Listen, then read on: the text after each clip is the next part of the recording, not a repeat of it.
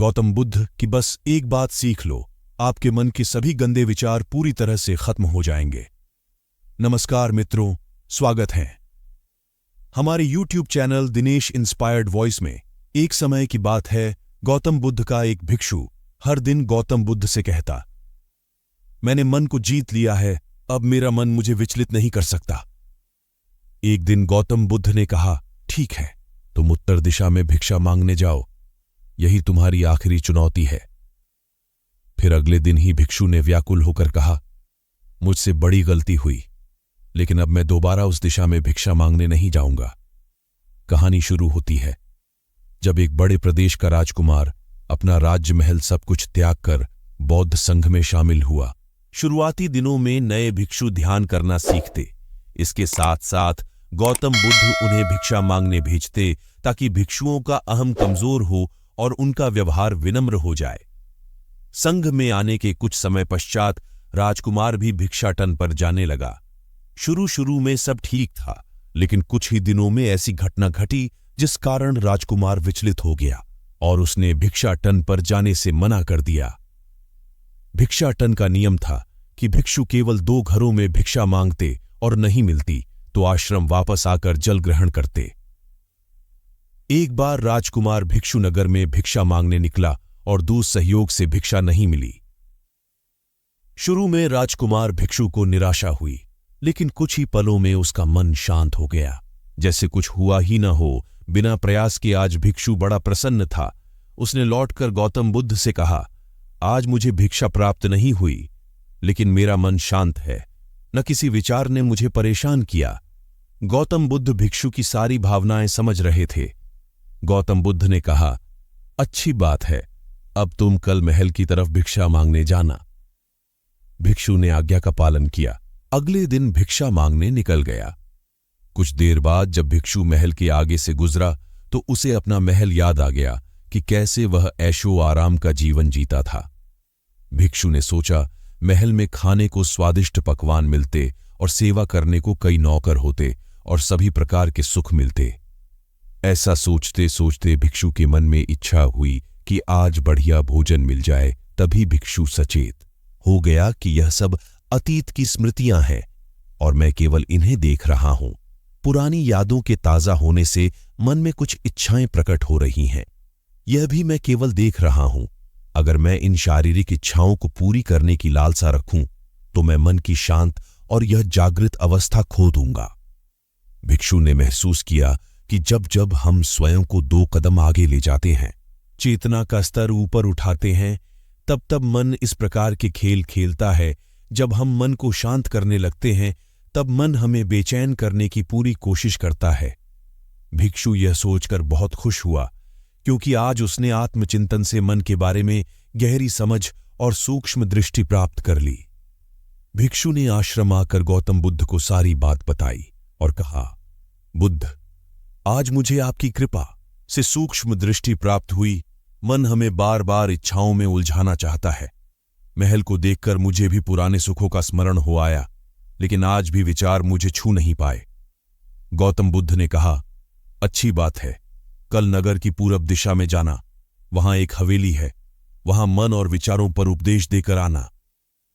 भिक्षु बहुत खुश हुआ। आज वो जल्दी जल्दी चल रहा था, क्योंकि वो उपदेश देने जा रहा था।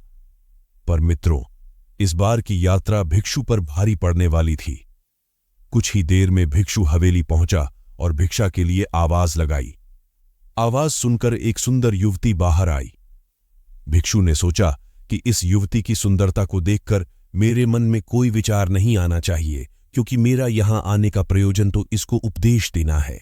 युवती ने भिक्षु को प्रणाम किया और कहा, आइए, पहले भोजन ग्रहण कीजिए। भिक्षु ने भोजन किया, फिर सोचा कि उपदेश देने से पहले थोड़ा आराम कर लेता तो अच्छा होता। भिक्षु यह सब सोच ही रहा था।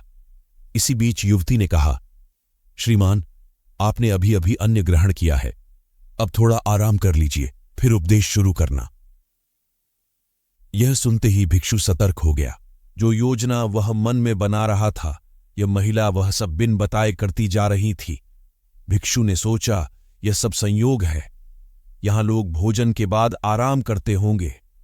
फिर भिक्षु आराम करने लेट गया और विचार करने लगा कि महिला कितनी समझदार है और इसकी सुंदरता बेजोड़ है। अगर मैं राजकुमार होता तो ऐसी ही स्त्री के साथ विवाह करता। भिक्षु के मन में ऐसे ही कुछ विचार चल रहे। इतने में युवती फिर से आई और बोली, अगर आप राजकुमार होते तो मुझे उपदेश कैसे देते? भिक्षु जी, आप तो मुझे उपदेश देने आए थे ना का। इतना कहते ही भिक्षु को स्पष्ट हो गया कि युवती तो मन पढ़ सकती है। भिक्षु घबरा गया और हाथ जोड़कर पूछा, क्या आप मेरा मन पढ़ सकती हैं? युवती ने कहा, क्षमा कीजिए, ध्यान करते करते मेरा मन शांत हो गया है, इसलिए बड़ी आसानी से मुझे दूसरों के विचार अपने आप महसूस हो जाते हैं, उनकी भावनाएं समझ आ जाती हैं। जब भिक्षु ने सुना तो उसके पैरों तले जमीन सरक गई। फिर बिना कुछ बोले भिक्षु तत्काल आश्रम की ओर चल पड़ा। रास्ते में चलते हुए भिक्षु का दिमाग फटा जा रहा था। उसकी बेचैनी बढ़ गई थी।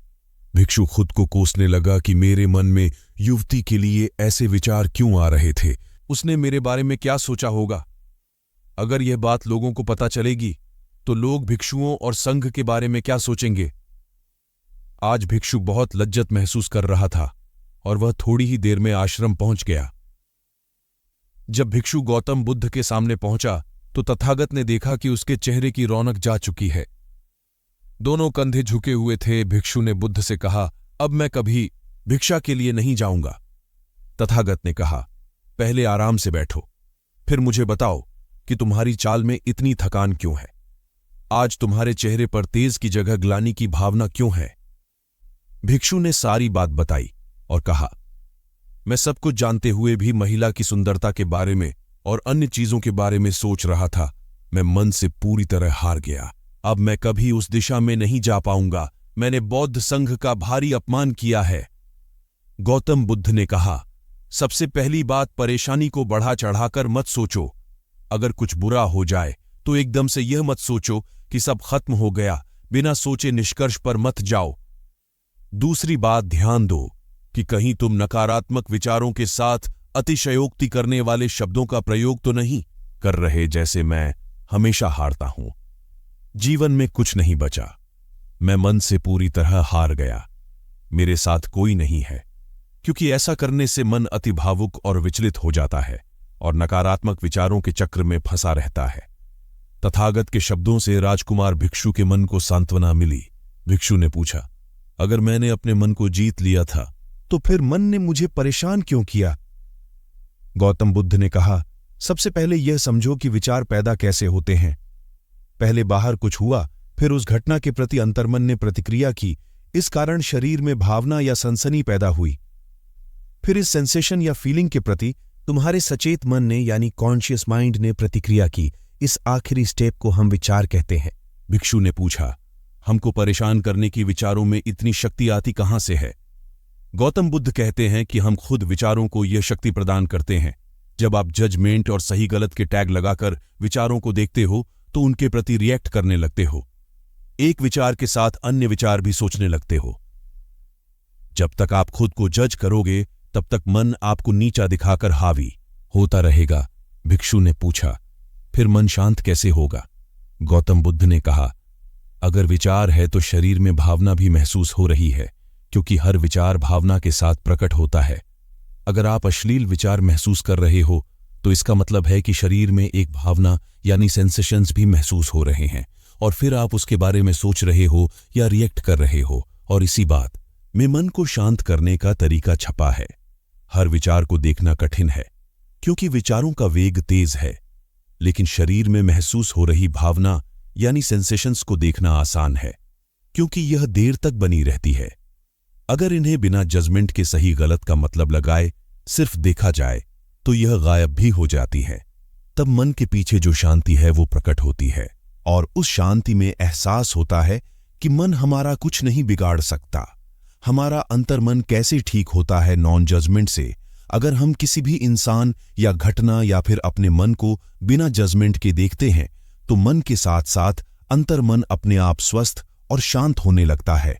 अगर तुमने मात्र यह देखा होता कि इस औरत के प्रति विचार केवल मेरे अंतर्मन के रिएक्शन के कारण है और यह मैं केवल देख रहा हूं, मन में बहुत कुछ चल रहा है लेकिन मैं सांस के प्रति सचेत हूं, मैं शरीर में होने वाली प्रतिक्रिया को देख रहा हूं। तब भी तुम सचेत होकर दृष्टाभाव में लौट आते। मन के पीछे जो शांति है वह हमारी सबसे बड़ी ताकत है। हम बड़ी आसानी से विचारों को शांत कर सकते हैं और एक दिन यह जान सकते हैं कि किसी भी प्रकार का विचार चिंता असल में इस शांति को पार नहीं कर सकता। हम हमेशा विचारों से अछूते हैं। गौतम बुद्ध कहते हैं, तुम याद रखो विचार तुमसे हैं, तुम विचारों से नहीं।